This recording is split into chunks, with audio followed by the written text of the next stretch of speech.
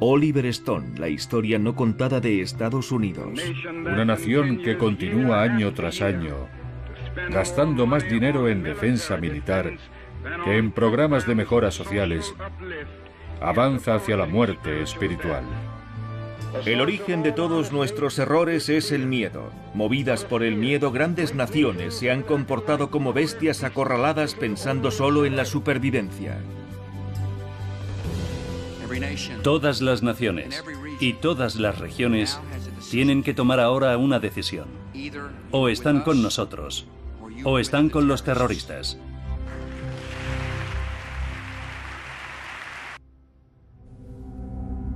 Para la mayoría de los estadounidenses, el 11 de septiembre fue una terrible tragedia. Para George Bush y Dick Cheney también, pero además fue la oportunidad de llevar a cabo los planes que sus aliados neoconservadores llevaban décadas trazando.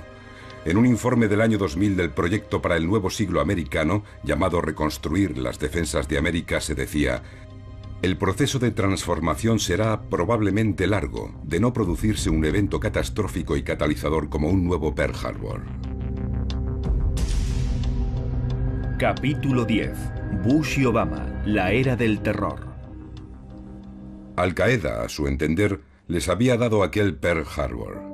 Y pocos minutos después del ataque, el equipo de Bush entró en acción.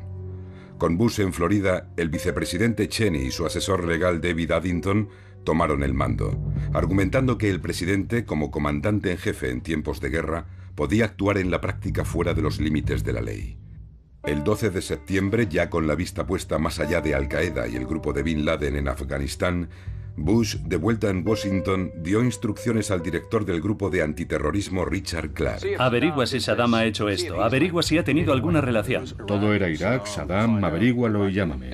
¿Y qué le dijeron aquel día el secretario de Defensa Donald Rumsfeld y su adjunto Paul Wolfowitz? Bueno, Donald Rumsfeld, cuando hablamos de bombardear la infraestructura de Al-Qaeda en Afganistán, me dijo: no hay buenos objetivos en Afganistán.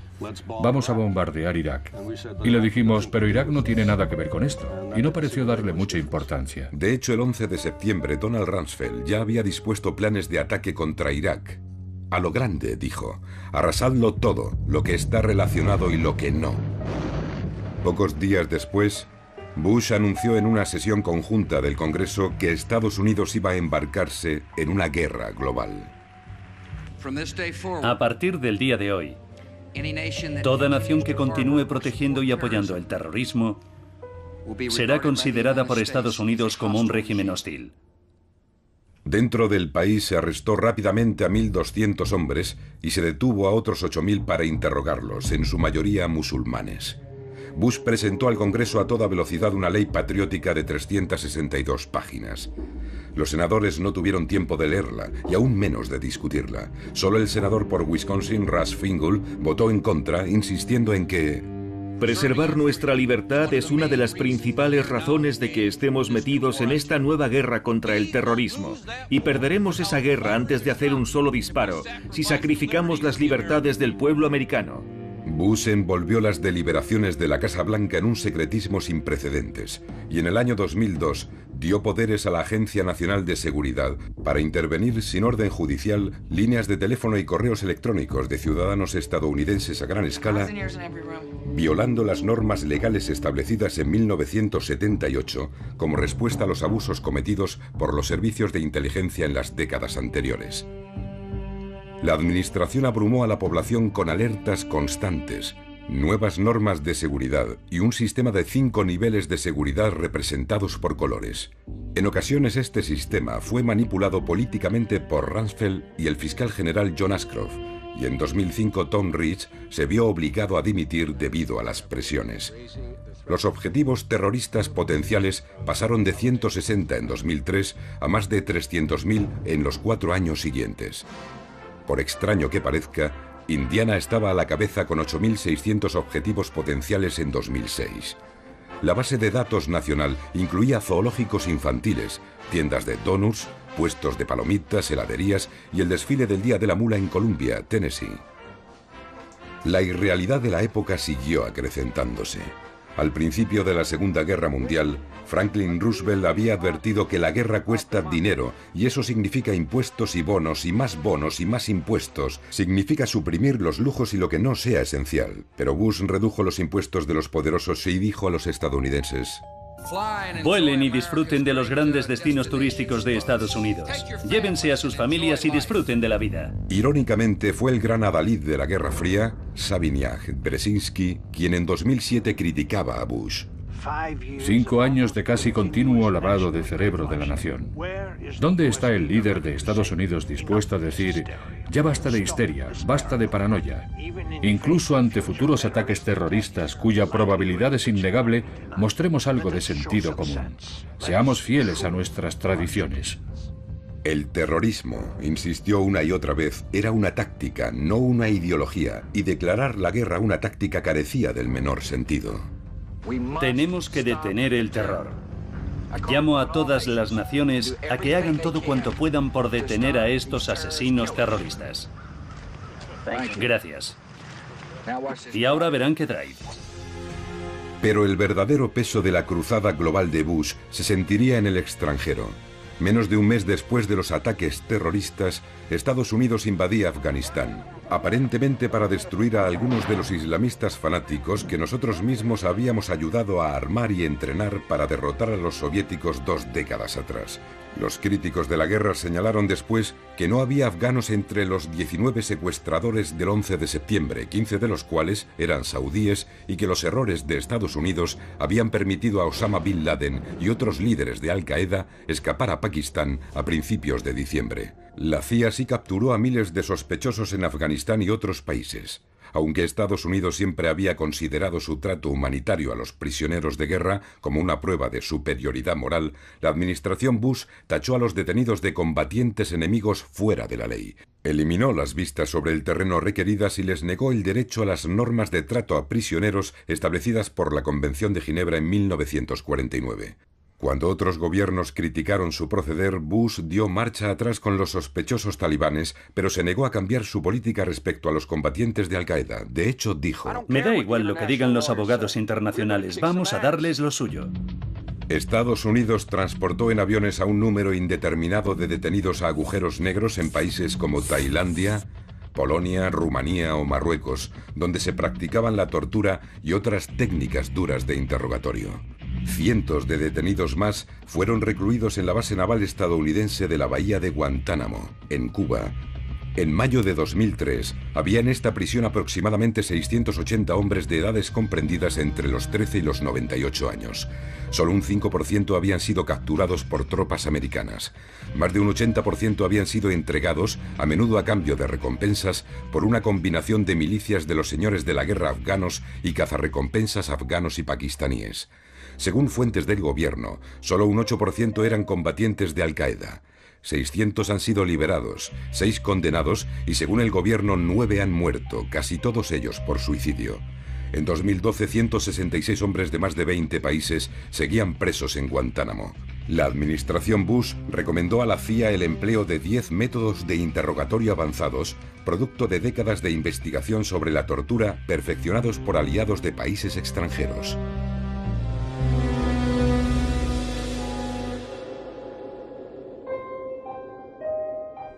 En febrero de 2004, el general de brigada Antonio Taguba informó de que su investigación había revelado numerosos casos de abusos criminales sádicos, patentes y gratuitos en la prisión de Abu Ghraib, en Irak. Ya no hay duda sobre si la administración actual ha cometido crímenes de guerra. Arthur Schlesinger, hijo, antiguo asistente de Kennedy, dijo que esta política de torturas era el desafío más dramáticamente prolongado y radical al Estado de Derecho en la historia de Estados Unidos. Ninguna de nuestras líneas de actuación ha hecho tanto daño a la reputación de Estados Unidos en el mundo. Jamás. Aunque el problema de la seguridad en Afganistán siguió empeorando a lo largo de los 7 años siguientes y la presencia estadounidense pasó de 2.500 a 30.000 soldados, para Bush, Afganistán era una distracción. Él estaba totalmente concentrado en derribar al viejo adversario de su padre, Saddam Hussein. Pruebas obtenidas por fuentes de inteligencia, comunicaciones secretas y declaraciones de personas bajo custodia revelan que Saddam Hussein ayuda y protege a terroristas, incluyendo a miembros de Al-Qaeda. Como habían hecho Bill Casey en los años 80 y Lyndon Johnson en Vietnam, Bush utilizó falsa inteligencia. Es incuestionable que el líder de Irak es un hombre malvado. Después de todo, ha gaseado a su propio pueblo. Sabemos que ha estado desarrollando armas de destrucción masiva. Los inspectores de las Naciones Unidas buscaron por todas partes y visitaron las instalaciones identificadas por la CIA. No encontraron nada, pero Bush insistió en que las ADM estaban allí. El gobierno británico ha sabido que Saddam Hussein buscó recientemente cantidades significativas de uranio en África. Bush dijo a Bob Woodward, del Washington Post, en aquella época: No tengo que explicar por qué digo las cosas. No me parece que le deba a nadie ninguna explicación. Estos eran tiempos extraordinarios. Las palabras adquirían nuevos significados, cumpliendo las profecías de Orwell sobre el doble lenguaje en su novela 1984. Primero roban las palabras y después les roban el significado. Expresiones como eje del mal, guerra contra el terror, cambio de régimen, simulación de ahogamiento, guerra preventiva. Ahora los civiles muertos se llamaban daños colaterales. Los secuestros de la CIA eran ahora rendiciones extraordinarias, y el más patriótico de los conceptos, el de la tierra natal, creció hasta convertirse en una nueva y colosal agencia federal tan laberíntica como el Pentágono. En el siglo XVIII, el filósofo francés Voltaire observó: aquellos que pueden hacerte creer absurdos pueden hacerte cometer atrocidades. El descenso a la irrealidad era vertiginoso. Black Hawk derribado. Otra popular película nominada al Oscar, estrenada a finales de 2001, glorificaba el heroísmo y la tecnología americana en la Somalia de los años 90.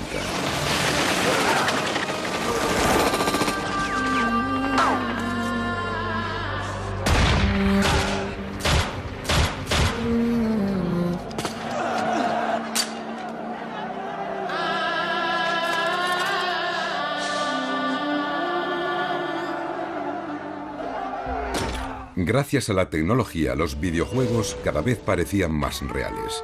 Y en televisión, concursos de telerrealidad cada vez más rebuscados y extravagantes dominaban los índices de audiencia. Los medios de comunicación batían los tambores de guerra.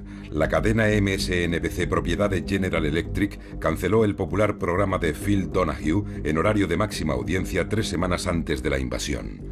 La administración temía que el programa dé refugio a las ideas liberales antibelicistas, al mismo tiempo que nuestros adversarios ondean la bandera a la menor oportunidad. ¿Y cómo ondearon la bandera? CNN, Fox y NBC hicieron desfilar por las pantallas a 75 generales y funcionarios retirados, resultando que la mayoría de ellos estaban trabajando para contratistas militares. Desde el Pentágono se les daban listas de argumentos que presentaban a Irak como una amenaza urgente. Grandes diarios y revistas avanzaron el mismo mensaje. Una fuente en la administración Bush dijo que el periodista Ron Suskind representaba a la comunidad basada en la realidad, pero esa ya no es la forma en que funciona el mundo. Ahora somos un imperio y cuando actuamos creamos nuestra propia realidad. Cuando Francia, Alemania y Rusia, así como la mayoría del Consejo de Seguridad de las Naciones Unidas, se negaron a apoyar la posición de Estados Unidos, Bush enfureció y Rumsfeld comentó despectivo: Ustedes piensan en Europa como Alemania y Francia. Yo no. Yo creo que esa es la vieja Europa. Las patatas fritas de la cafetería del Congreso fueron rebautizadas como patatas de la libertad, del mismo modo que el chucrut se convirtió en col de la libertad durante la Primera Guerra Mundial. Bush expuso su nueva estrategia en un discurso a los cadetes de West Point en junio de 2002. Tenemos que ganar la batalla al enemigo, frustrar sus planes y enfrentarnos a las peores amenazas antes de que emerjan. Estados Unidos iba a actuar unilateral y preventivamente para derribar cualquier gobierno que considerase una amenaza para su seguridad. Cheney había declarado: si hay una posibilidad entre 100 de que científicos pakistaníes estén ayudando a Al-Qaeda a desarrollar un arma nuclear, tenemos que responder como si se tratara de una certeza. En el mundo en el que hemos entrado, el único camino a la seguridad es el camino de la acción. Y esta nación va a actuar. 60 países pasaron a engrosar la lista de posibles objetivos de Bush, mientras el presidente llamaba a la cruzada moral diciendo que Estados Unidos debía defender la libertad y la justicia, porque esos principios eran correctos y válidos para todos los pueblos de todo el mundo. La verdad moral es la misma en todas las culturas, en todos los tiempos y en todos los lugares. Era una atrevida declaración de la excepcionalidad estadounidense.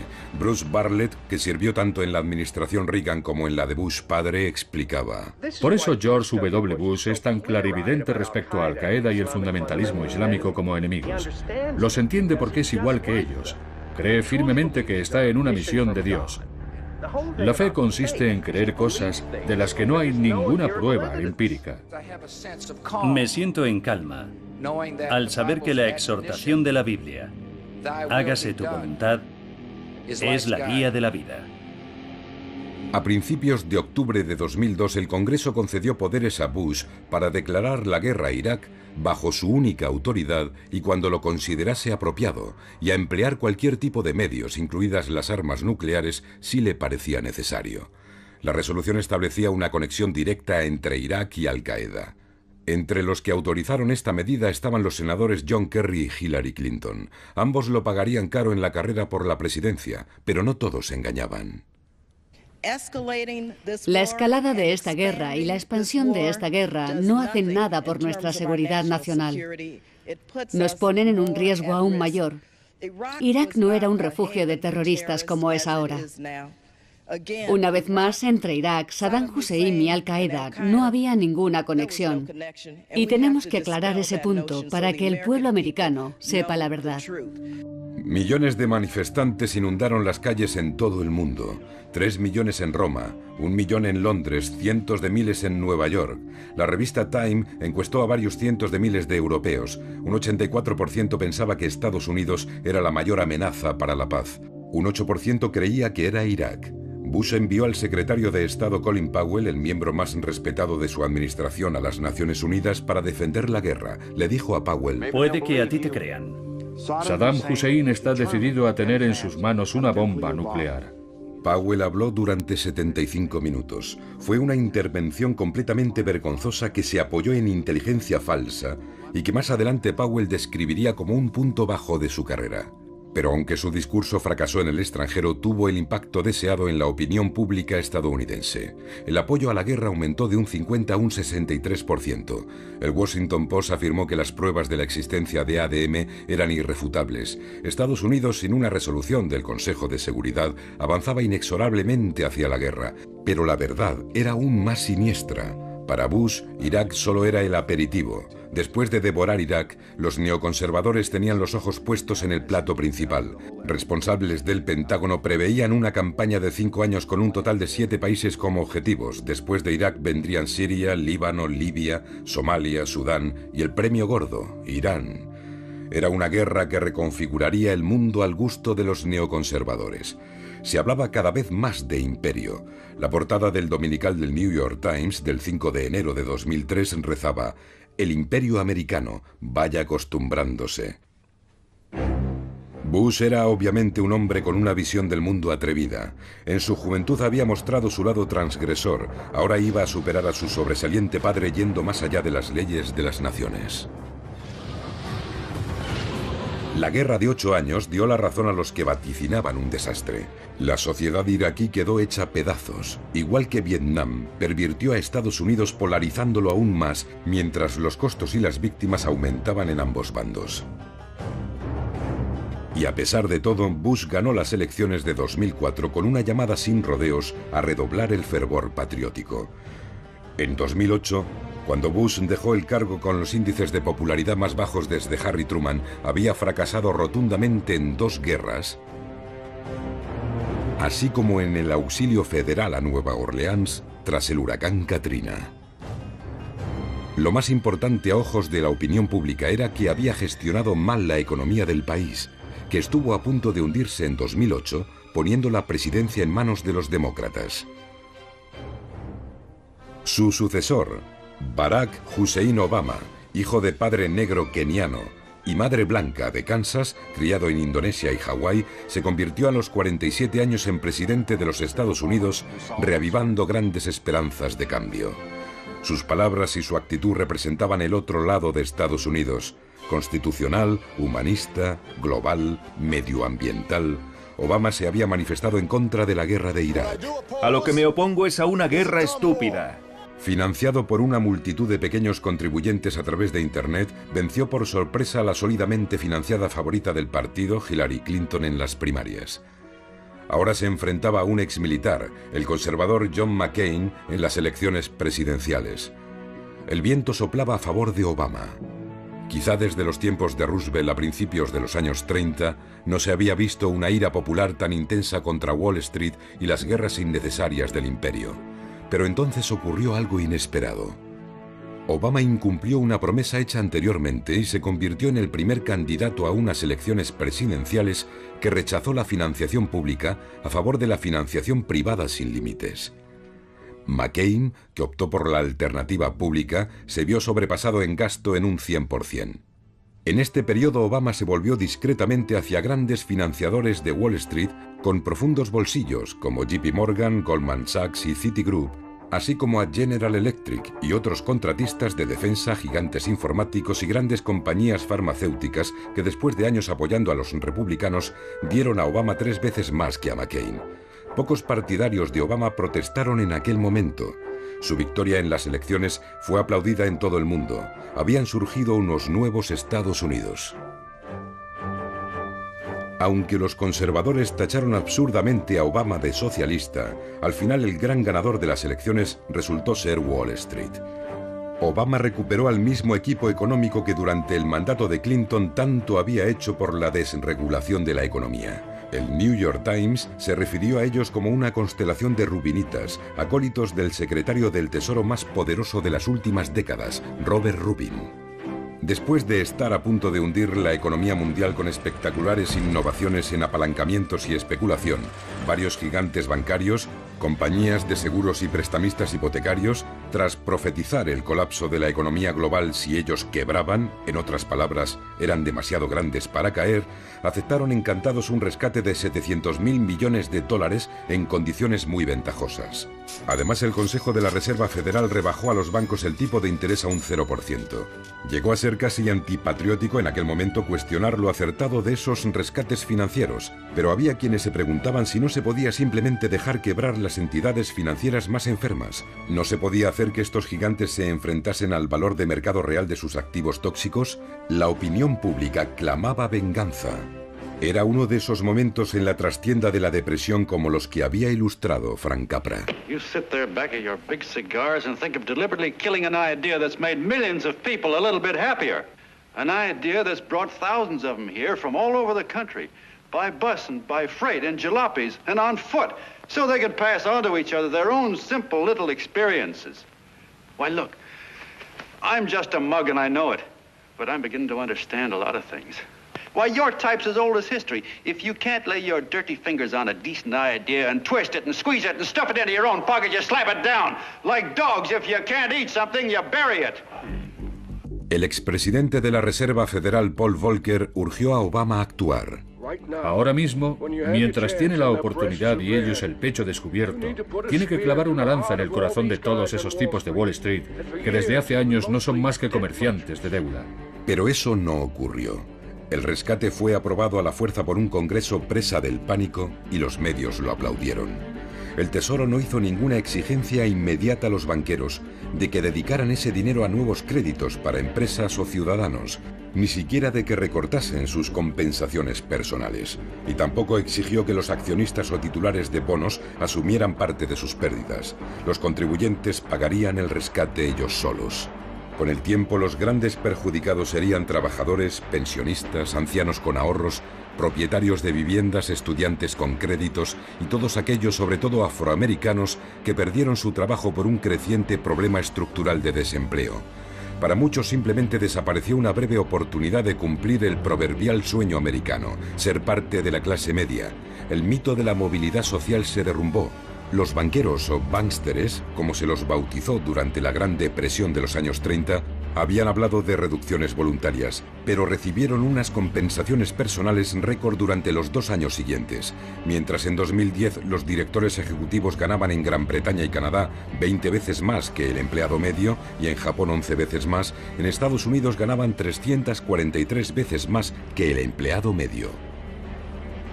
El número de milmillonarios pasó de 13 en 1985 a 450 en 2008, mientras el salario mínimo se mantuvo en $5,15 la hora desde 1997 a 2007.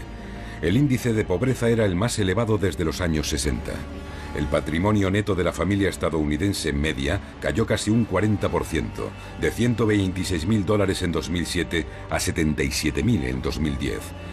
En 2011 el 1% más rico tenía más dinero que el 90% más pobre. La rabia popular se catalizó en el movimiento Occupy Wall Street, un tipo de protesta que no se había visto desde los años 30. El derechista Tea Party expresó un tipo de ira diferente, alimentada por grupos de presión política como Americanos por la Prosperidad, financiado en gran medida por los hermanos milmillonarios conservadores Charles y David Koch. El aturdido pueblo estadounidense, sin saber a quién culpar por la persistente penuria económica, concedió una victoria arrolladora a los republicanos en las elecciones legislativas de 2010, pero en Washington, cada vez más paralizado, reinaba la confusión. Obama, que había llegado a la presidencia en medio de la euforia, ahora caminaba por la cuerda floja, evitando errores fatales, pero incapaz de traer esperanza o cambio. Durante la campaña de 2008, el profesor de Derecho Constitucional había prometido que la transparencia y el Estado de Derecho serían las piedras de toque de su presidencia. Sin embargo, ya como presidente, no renunció a los poderes extraordinarios usurpados por la administración Bush, mientras una población pasiva seguía consintiendo que la desnudaran en los controles de los aeropuertos, que intervinieran sus comunicaciones y que la hicieran pagar nuevos y desmesurados programas de seguridad. Políticamente no tenía sentido para Obama suavizar este estado de seguridad reforzada, ya que un solo incidente terrorista provocaría sin duda una histeria mediática redoblada y una tormenta de recriminaciones republicanas que podía costarle la presidencia. Y en medio de todo lo que le está viniendo, ¿no piensa que quizá un mandato es suficiente? Lo único que tengo claro es que prefiero ser un muy buen presidente de un solo mandato que un presidente mediocre de 2. Pero en lugar de luchar por la transparencia, Obama se convirtió en un gestor mucho más eficaz del Estado de Seguridad Nacional. Como Bush, invocó repetidas veces el secreto de Estado en procesos legales relacionados con torturas, rendiciones extraordinarias y vigilancias ilegales de la Agencia de Seguridad Nacional. Bloqueó el habeas corpus para los combatientes enemigos, mantuvo las comisiones militares y autorizó, sin seguir el proceso requerido, el asesinato en Yemen de un ciudadano estadounidense acusado de tener conexiones con Al-Qaeda. Obama desconcertó a los grupos de derechos civiles cuando impulsó las investigaciones de la era Bush al siguiente nivel y empezó a perseguir a denunciantes de irregularidades del gobierno y periodistas amparándose en la ley de espionaje de la Primera Guerra Mundial. Solo se había aplicado en 3 casos en 92 años. Obama inició 6 casos de dudosa justificación en los que la mayoría de los acusados alegaron que habían expuesto actividades ilegales en el gobierno. El caso más conocido fue el de Bradley Manning, un analista de inteligencia del ejército en Irak que filtró más de 260.000 cables diplomáticos e informes de guerra clasificados, así como vídeos que distribuyó Wikileaks, una organización sin ánimo de lucro de denuncia de prácticas ilegales. Estas revelaciones de crímenes de guerra estadounidenses en Irak y Afganistán y del apoyo americano a regímenes dictatoriales de la región resultó ser un catalizador significativo para los levantamientos de la primavera árabe en Egipto, Túnez, Yemen, Libia y Bahrein.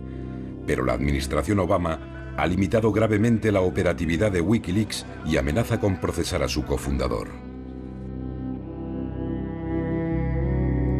Estas acciones son un claro mensaje a todos los que piensan en denunciar ilegalidades. Comete crímenes de guerra como Bush o Cheney y no te pasará nada.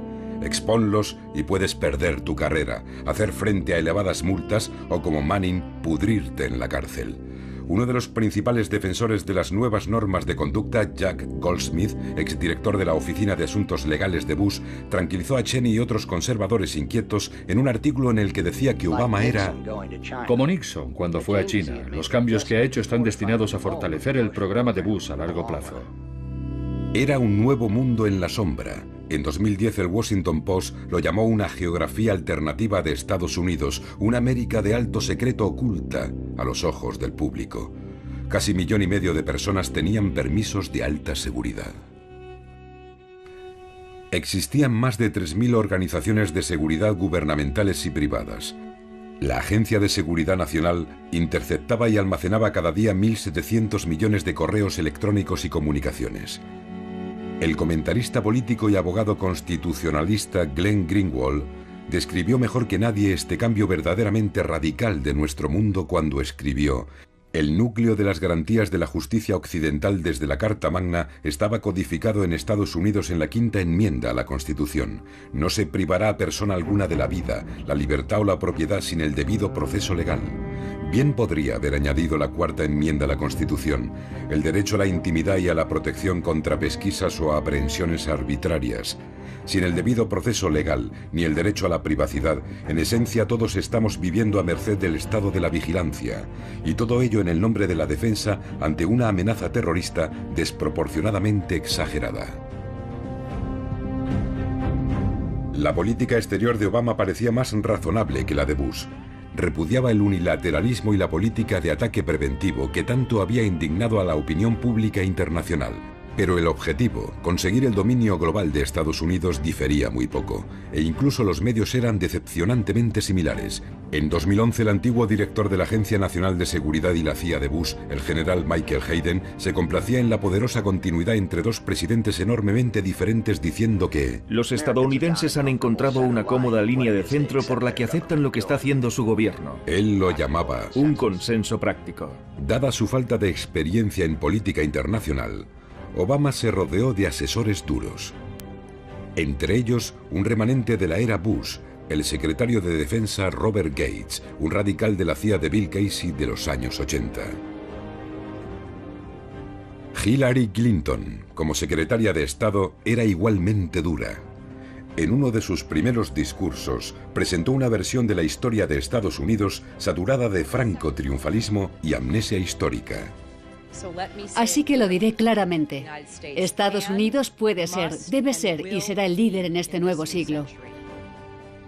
La Tercera Guerra Mundial que tantos temían no llegó, y muchos millones de personas han salido de la pobreza y han ejercido sus derechos humanos por primera vez. Estos han sido los beneficios de la arquitectura global forjada a lo largo de muchos años por líderes americanos de ambos partidos políticos. Sería difícil encontrar a los millones de muertos en las muchas décadas de injerencia americana en sus países y preguntarles su opinión. Los pueblos de Hiroshima y Nagasaki, Filipinas, Centroamérica, Grecia, Irán, Brasil, Cuba, el Congo, Indonesia, Vietnam, Camboya, Laos, Chile, Timor Oriental, Irak y Afganistán, entre otros. En Afganistán, Obama superó a Bush al calificarla de una guerra de necesidad.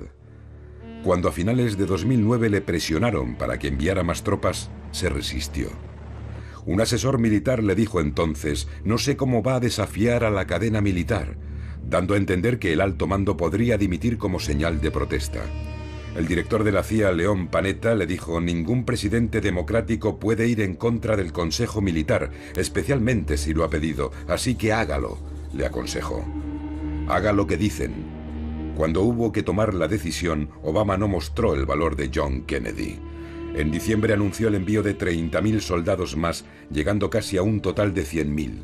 Más o menos el mismo volumen de tropas que habían desplegado los soviéticos en su desastrosa invasión de Afganistán. Anunció el nuevo envío de tropas en West Point y recordó a los cadetes que Estados Unidos había invadido Afganistán porque había ofrecido protección a Al Qaeda. Pero olvidó mencionar que la mayor parte de los preparativos del 11 de septiembre no se habían realizado en Afganistán, sino en pisos en Alemania y España y en academias de vuelo en Estados Unidos.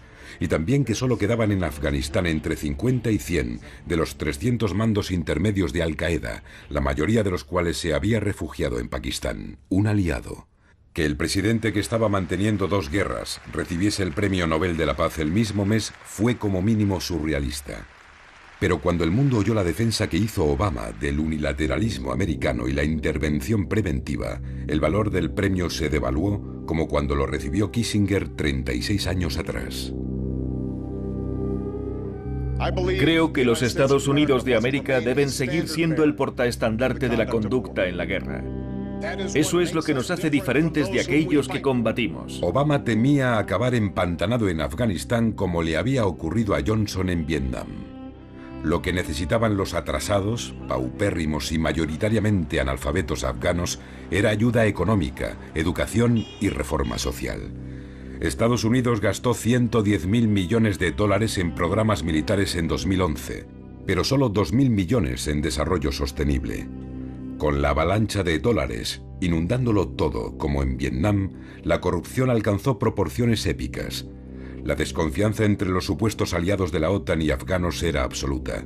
El presidente Hamid Karzai, apoyado por Estados Unidos, declaró que apoyaría a Pakistán si declaraba la guerra a Estados Unidos. En 2012, soldados y policías afganos estaban matando a soldados americanos con tanta asiduidad que cada vez había que mantener más separadas a las tropas. Mientras tanto, las consumidas y desmoralizadas tropas americanas abandonaron Irak en diciembre de 2011. Cerca de 4.500 soldados estadounidenses no volvieron. Más de 32.000 resultaron heridos, muchos de gravedad. De los iraquíes se han calculado entre 150.000 y más de 1 millón de víctimas mortales. 2 millones huyeron del país. La ironía era exquisita. Al deponer al suní Saddam Hussein, Estados Unidos había convertido al nuevo Irak, dominado por los chiíes, en un valioso aliado de Irán, que acabó siendo el mayor ganador de la guerra. Los técnicos de Bush habían calculado que la guerra de Irak costaría entre 50.000 y 60.000 millones de dólares. Rumsfeld había dicho que hablar de cifras por encima de los 100.000 millones era ridículo. En 2008, cuando Bush dejó el cargo, Estados Unidos había gastado en la guerra 700.000 millones de dólares, sin incluir la atención a largo plazo a los veteranos. Los economistas calculan que el costo total podría alcanzar los 3 billones. Obama dio la bienvenida a las tropas en Fort Bragg, Carolina del Norte, dando a la guerra un final tan indecoroso como su inicio.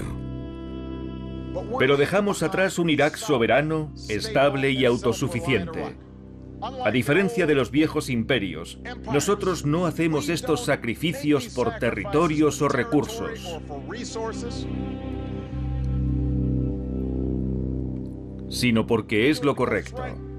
No olvidéis nunca que formáis parte de un linaje ininterrumpido de héroes que se extiende a lo largo de 2 siglos, que se enfrentaron y vencieron al fascismo y al comunismo, y que han hecho justicia con los que nos atacaron el 11 de septiembre. Así sancionaba una vez más la mentira de Bush sobre la conexión entre Irak y el 11 de septiembre.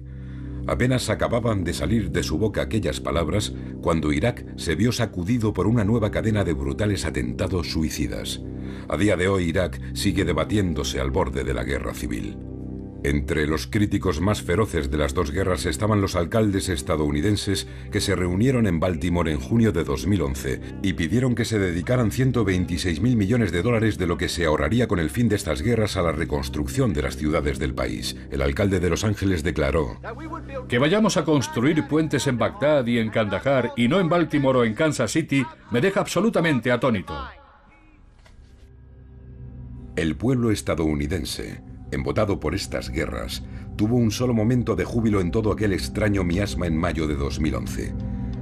En una audaz operación nocturna fuera de nuestras fronteras, fuerzas especiales de la Marina mataron a Osama Bin Laden, que vivía cómodamente a la sombra de la principal academia militar de Pakistán. En medio de la euforia provocada en Estados Unidos por el ataque y las alabanzas a la efectividad y el poder de los SEALs, que habían ejecutado a Bin Laden al más puro estilo justiciero y habían arrojado su cuerpo al mar, se creó un nuevo perfil para Obama. A diferencia de Bush, era un presidente de guerra eficaz que emplearía los medios necesarios para acabar con el enemigo. De hecho, era un lobo con piel de cordero. Después de un tiroteo, mataron a Osama Bin Laden y se hicieron cargo de su cuerpo.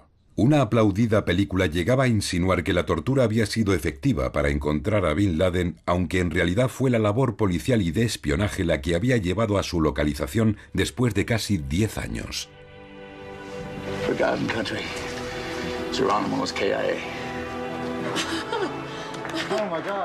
A pesar de todo, la capacidad de Estados Unidos para la autocomplacencia había vuelto a florecer.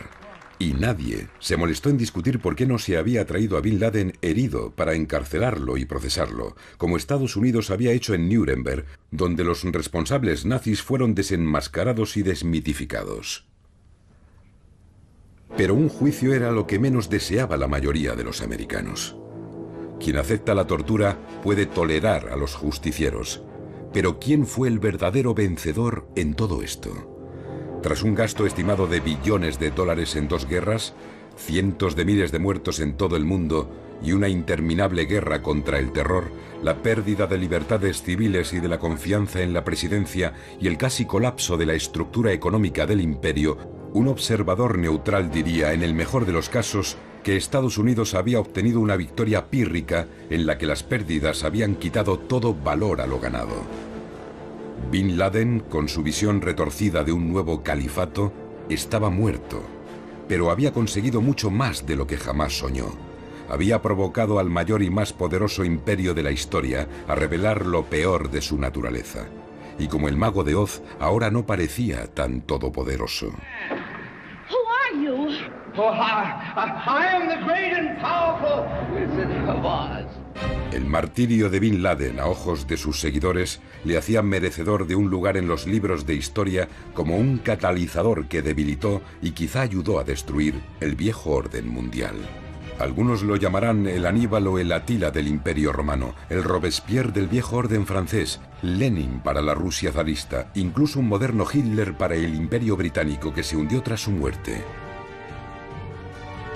Bin Laden ya no existía, pero ¿qué iba a hacer ahora Estados Unidos? Aún atormentado por sus demonios, volvió la vista hacia China como una nueva amenaza y siguió tratando a Rusia como si siguiera siéndolo, además de mantener a Irán, Corea del Norte y Venezuela como amenazas regionales. En busca de una forma más eficiente e higiénica de hacer la guerra, en 2012 Obama anunció un recorte de un 14% en la fuerza numérica de infantería que se compensaría con un creciente énfasis en el espacio exterior y el ciberespacio. Utilizado por primera vez como aviones espía en Vietnam, el dron, ahora equipado con misiles, se estaba convirtiendo en el nuevo rostro de la guerra y en el arma preferida de Obama, que empezó a seleccionar personalmente a los que entraban en la lista de ejecuciones. Hasta el 11 de septiembre, Estados Unidos se había opuesto a las muertes selectivas extrajudiciales por parte de otras naciones y había condenado, por ejemplo, los ataques de Israel contra palestinos. Pero en 2012 la Fuerza Aérea y la CIA estaban desplegando una flota de 7.000 drones que operaban sobre todo en Afganistán, Irak y Pakistán. En 2009 Obama extendió su uso a Yemen, donde había menos de 300 militantes islamistas. A mediados de 2012 se habían convertido en más de 1.000, mientras los constantes ataques de drones estadounidenses enfurecían cada vez más a los yemeníes. En 2012 Obama añadió a la lista de los drones a los partidarios de Gaddafi en Libia y a los rebeldes islámicos de Filipinas y Somalia. Las repercusiones de esta nueva forma de guerra aún están por ver. El número de víctimas civiles de estos ataques son ferozmente discutidos entre el gobierno y varias organizaciones de defensa de los derechos humanos. Cuando el juez preguntó al terrorista de Times Square nacido en Pakistán si no le importaba que pudieran morir mujeres y niños inocentes, respondió que los drones de Estados Unidos estaban matando asiduamente a mujeres y niños en Afganistán y Pakistán. Se había descubierto el pastel y en 2012 más de 50 países, unos amigos, otros hostiles a Estados Unidos, habían comprado drones. Israel, Rusia, India e Irán declaraban haber fabricado ya aparatos con capacidad de ataque. Pero el programa más dinámico era el de China. como con la bomba nuclear, había comenzado una nueva carrera armamentista.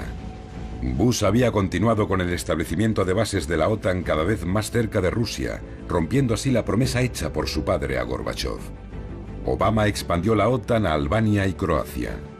Y a pesar de haber abandonado 500 bases en Irak, la administración Obama, además de unas 6.000 bases en Estados Unidos, mantiene cerca de 1.000 más repartidas por todo el planeta.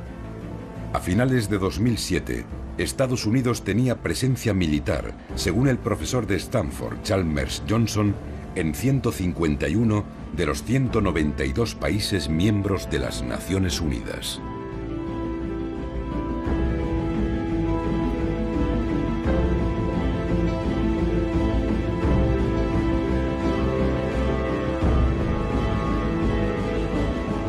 En 2008 se estableció AFRICOM, con base en Alemania, como un sexto mando responsable de extender la presencia militar estadounidense en África.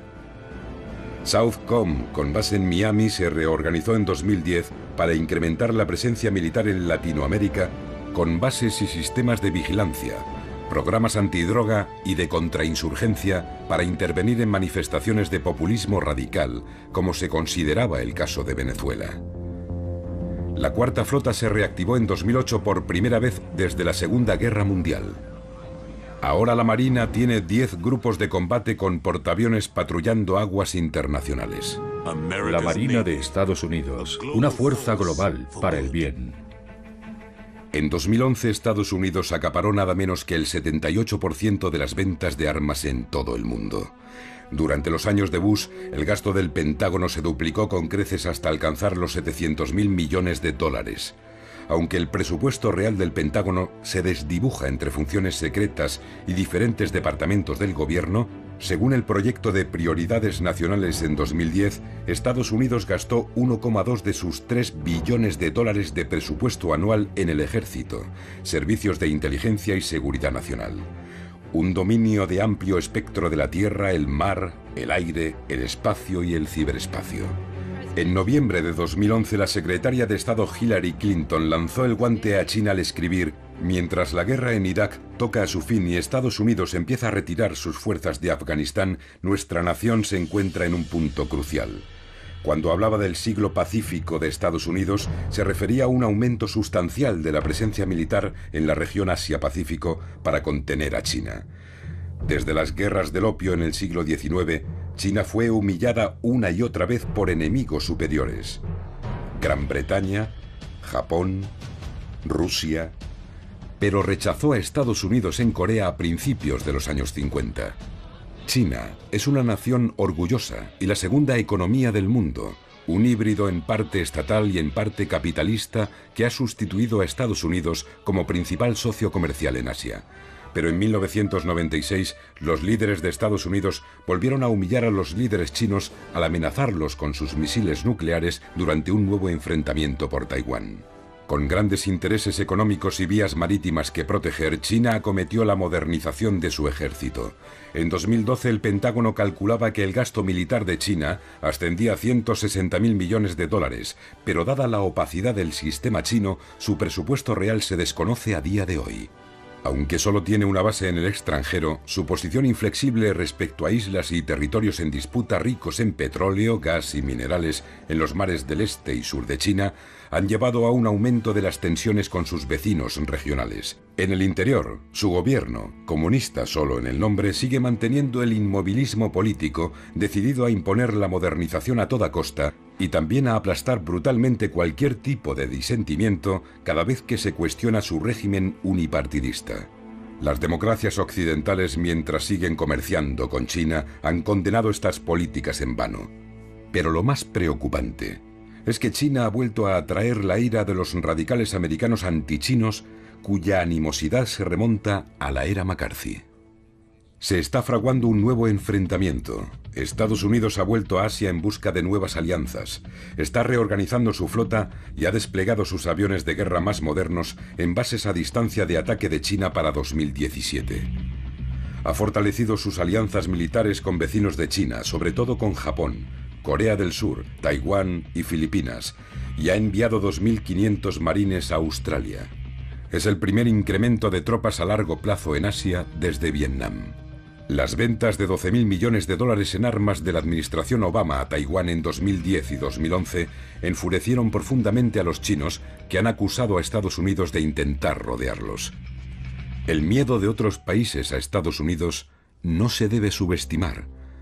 Como reconocía el fallecido politólogo conservador Samuel Huntington en 1996, Occidente ganó la guerra no por la superioridad de sus ideas, valores o religión, sino por su superioridad en la aplicación de la violencia organizada.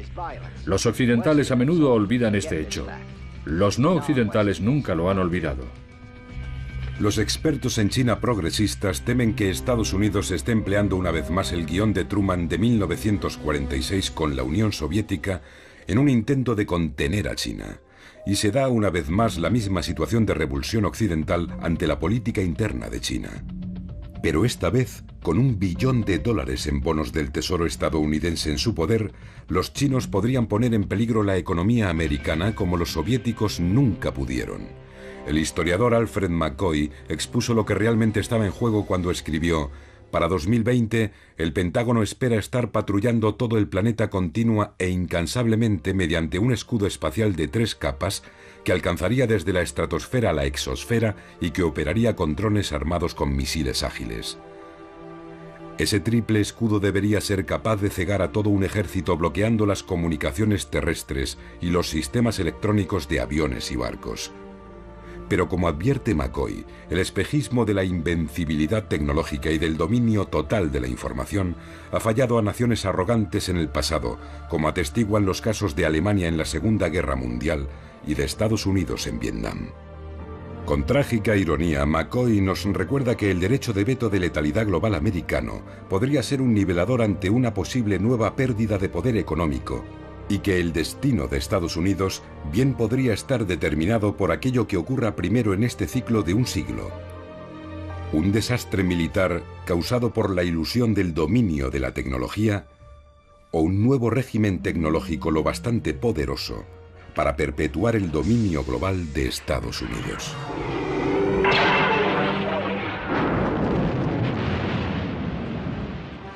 Pero como muestra la popular serie de películas de la Guerra de las Galaxias, una nación que domine el mundo con su tecnología no tardará en convertirse en una tiranía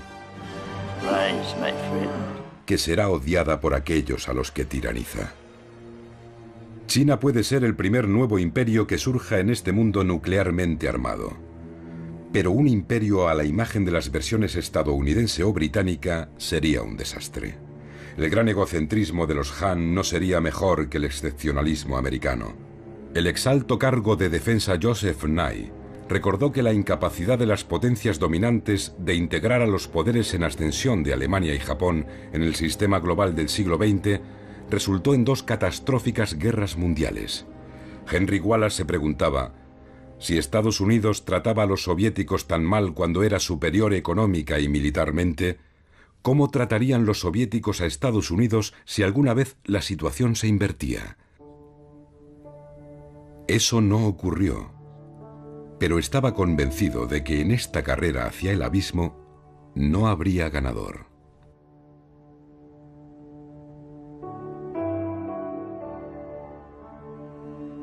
Según llegamos al final de esta serie, deberíamos preguntarnos con humildad, mirando atrás al siglo americano: ¿hemos actuado sabia y humanamente en nuestras relaciones con el resto del mundo? Un mundo en el que unos cientos, o 1000, o un par de miles de personas tienen más que los 3.000 millones más pobres. ¿Hemos hecho bien al erigirnos en la policía del planeta? ¿Hemos sido una fuerza a favor del bien, de la comprensión, de la paz? Tenemos que mirarnos al espejo. Quizá en nuestra autocomplacencia nos hemos convertido en los guardianes de nuestra propia desesperación. La pretensión de la victoria en la Segunda Guerra Mundial y la justificación del lanzamiento de la bomba atómica en Japón, aunque iba dirigida a la Unión Soviética, fueron los mitos fundadores de nuestra hegemonía en nuestro estado de seguridad nacional. Y las élites de la nación se han beneficiado de ello. La bomba nos ha permitido ganar a cualquier precio, lo que hace que, dado que ganamos, tengamos razón. Y dado que tenemos razón, somos buenos. Bajo estas condiciones, no hay otra moralidad que la nuestra. Como dijo la secretaria de Estado Madeleine Albright, si tenemos que usar la fuerza es porque somos Estados Unidos, somos la nación indispensable. Porque podemos amenazar, y hemos amenazado a la humanidad con la bomba, nuestros errores quedan perdonados y nuestras crueldades justificadas como aberraciones cometidas con buena intención. Pero la dominación no es duradera. 5 grandes imperios cayeron a lo largo de la vida de una persona nacida antes de la Segunda Guerra Mundial. El británico, el francés, el alemán, el japonés y el soviético. Y 3 más a principios del siglo XX, el imperio ruso, el austrohúngaro y el otomano. Si la historia es un barómetro, la dominación de Estados Unidos también acabará. Tuvimos el buen criterio de evitar convertirnos en un imperio colonial, y la mayoría de los estadounidenses negaría tener cualquier tipo de pretensión imperial. Quizá por eso nos aferramos con tanta tenacidad al mito de la excepcionalidad americana, de la singularidad, la benevolencia, la generosidad americana. Puede que en esa quimera se encuentre la semilla de la redención americana, la esperanza de que Estados Unidos haga realidad esa visión que pareció estar al alcance de la mano en 1944, cuando Henry Wallace estuvo a punto de ser presidente, o en 1953 cuando murió Stalin y había un nuevo presidente en la Casa Blanca, o con JFK y Khrushchev en 1963, o con Bush y Gorbachev en el 89, o con Obama en 2008. La historia nos ha mostrado que la trayectoria de la bola podría haber sido diferente. Estas oportunidades volverán a presentarse de diferentes formas. ¿Estaremos preparados? Me viene a la memoria el telegrama que envió Franklin Roosevelt a Churchill el último día de su vida. Yo minimizaría el problema soviético todo lo posible, porque estos problemas, de una forma u otra, parecen surgir todos los días, y la mayoría se resuelven. Llevando calma a las situaciones de tensión, dejando que ocurran las cosas sin reaccionar exageradamente, intentando ver el mundo a través de los ojos de nuestros adversarios. Este camino pasa por comprender las necesidades de otros países con verdadera empatía y compasión, por confiar en la voluntad colectiva de este planeta de sobrevivir al próximo periodo y acabar con las amenazas de aniquilación nuclear y calentamiento global. ¿No podemos renunciar a nuestra excepcionalidad y nuestra arrogancia? ¿No podemos dejar de hablar ya de nuestro poder? ¿Podemos dejar de pedir a Dios que bendiga a América por encima de las demás naciones? Los intransigentes y los nacionalistas se opondrán, pero el suyo ha demostrado no ser el camino. Una joven me dijo en los años 70, tenemos que feminizar el planeta. Entonces me pareció extraño, pero ahora comprendo que hay poder en el amor, verdadero poder en el verdadero amor. Busquemos la forma de volver a respetar la ley, no la de la selva, sino la ley de la civilización, por la que al principio nos unimos y dejamos a un lado nuestras diferencias para proteger las cosas que importan. Heródoto escribió en el siglo V a.C., la primera historia se escribió con la esperanza de evitar que se pierda el recuerdo de lo que los hombres han sido. Y por esa razón la historia de la humanidad no es solo una historia de sangre y muerte, sino también de honor, triunfo, bondad, recuerdo y civilización. Hay un camino para avanzar, recordar el pasado. Y desde ahí podremos emprender paso a paso, como un bebé, el camino hacia las estrellas. Porque en última instancia, nuestro vínculo común más básico es que todos habitamos este pequeño planeta. Todos respiramos el mismo aire. Todos pensamos en el futuro de nuestros hijos. Y todos somos... Para el nuevo siglo americano, llamado Reconstruir las Defensas de América, se decía: el proceso de transformación será probablemente largo, de no producirse un evento catastrófico y catalizador como un nuevo Pearl Harbor. Capítulo 10. Bush y Obama, la era del terror.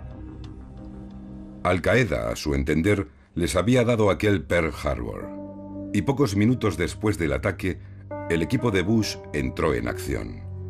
Con Bush en Florida, el vicepresidente Cheney y su asesor legal David Addington tomaron el mando, argumentando que el presidente, como comandante en jefe en tiempos de guerra, podía actuar en la práctica fuera de los límites de la ley. El 12 de septiembre, ya con la vista puesta más allá de Al-Qaeda y el grupo de Bin Laden en Afganistán, Bush, de vuelta en Washington, dio instrucciones al director del grupo de antiterrorismo Richard Clark. Averigua si Saddam ha hecho esto. Averigua si ha tenido alguna relación. Todo era Irak, Saddam, averígualo y llámame. ¿Y qué le dijeron aquel día el secretario de Defensa Donald Rumsfeld y su adjunto Paul Wolfowitz? Bueno, Donald Rumsfeld, cuando hablamos de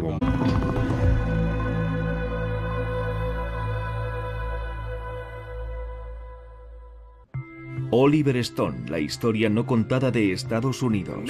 una nación que continúa año tras año, gastando más dinero en defensa militar que en programas de mejoras sociales, avanza hacia la muerte espiritual. El origen de todos nuestros errores es el miedo. Movidas por el miedo, grandes naciones se han comportado como bestias acorraladas pensando solo en la supervivencia. Todas las naciones y todas las regiones tienen que tomar ahora una decisión. O están con nosotros, o están con los terroristas.